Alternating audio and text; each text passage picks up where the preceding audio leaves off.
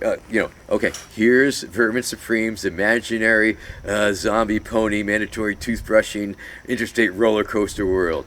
Over here is reality, but they overlap. There's this Venn diagram overlap, because it's me, because I exist in the flesh. It's not just internet. It's just not all memes. I go to New Hampshire. My name is legally Vermin Supreme. I raise money. I get on a ballot, up in New Hampshire. In real world, people can really vote for me if they want to. I have come in third in the New Hampshire primary on the Democratic ticket. I've come in fourth in the New Hampshire primary. It exists. I am currently seeking the Libertarian Party nomination. This is my first real campaign. Every other prior campaign has been for the lulz. It's been sort of imaginary. It's just like, I'm running for the Democratic nomination. I'm running for the Republican nomination. But this time I'm actually seeking the Libertarian Party nomination. The Libertarian Party is the only party that is cool enough to have opened its arms to me. They have welcomed me in there. They have a fairly good understanding of what I'm doing and an appreciation for it. And it's just this natural extension. I've been running for president for 30 years, but this time it's for real. I hope to be the National Libertarian Party nominee. Now, there are arguments. There's arguments that why I would be a great candidate for the LP. 5% is the gold standard for a Libertarian Party candidate. That would ensure national ballot access. Right. I don't think Gary Johnson got that last time, did he? No, he got 3%. Right. Not too bad. Which is good for in some places that got the ballot access, but not everywhere.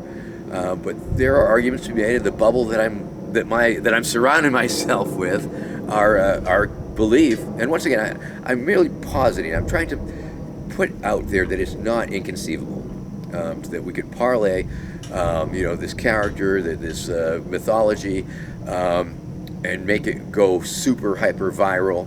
I get a shit ton of press and media interest over the election year.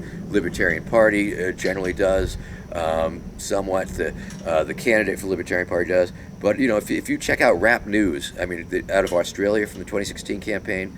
They had all these characters portraying different presidential candidates. There was Hillary, there was Trump, there was Gary Johnson, there was Jill Stein, and then they brought me on. If you do a real polling, generally people will say, name a third-party candidate. A lot of people will come up with my name. I have a pretty massive social media presence, and my demographic is the kids. Like I say, there's 3.9 million kids graduate from high school every year. Give me two of those years, 2019, 2020. That's about 8 million potential voters right there. Add that to 17 million college students. That's a pool of 25 million voters. And if I can get 1 out of every 4 of those kids to vote for me, then I've got the 5%. Now you start adding in the 40 million voters who did not vote in the last presidential election. And you got to keep in mind that my base, my fan base, my supporter base, it almost all is covered by this umbrella of nerd culture, geek culture. Podcasters, furries, bronies, kinky sexters, roller derby girls, Comic-Con, anime play, if you name a subculture, magic card play, just all of them.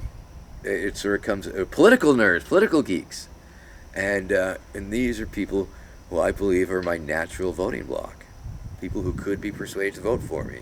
And if we were to make it easy enough for them, if I am on a national ballot, if I am on all 50 state ballots as Vermin Supreme, the Libertarian candidate, and people go to the polls and they don't want to vote for Trump and they can't stand the Democratic candidate, I think I could get 5%. I think in the last election I could have done it. We'll see how this one goes. If you look at the last few elections, the Libertarian Party nominated Bob Barr in 2008 when there was other choices. They went with Gary Johnson, nominated him. if you're running for the Libertarian nomination, John McAfee, who's on the run from the law on some boat in the Atlantic, he's also running for the nomination.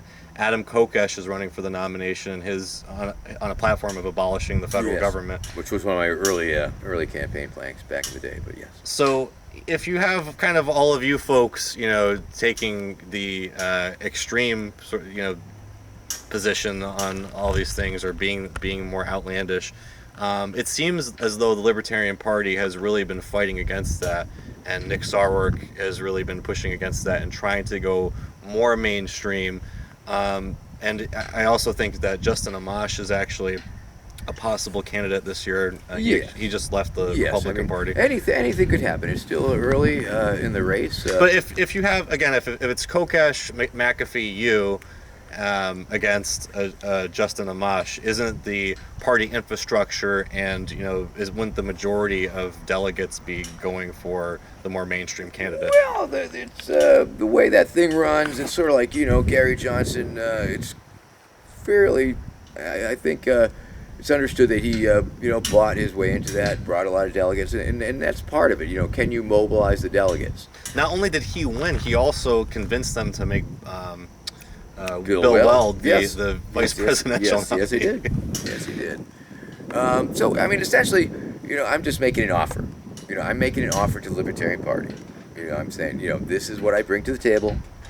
If you would like to go this route, if you're interested in doing this type of thing, trolling America on a much larger scale, the politics of respectability has not necessarily done us any favors or worked in our favor, and bringing up another washed up or former Republican, there's a good chunk of the party that is sort of sick of that part of it too.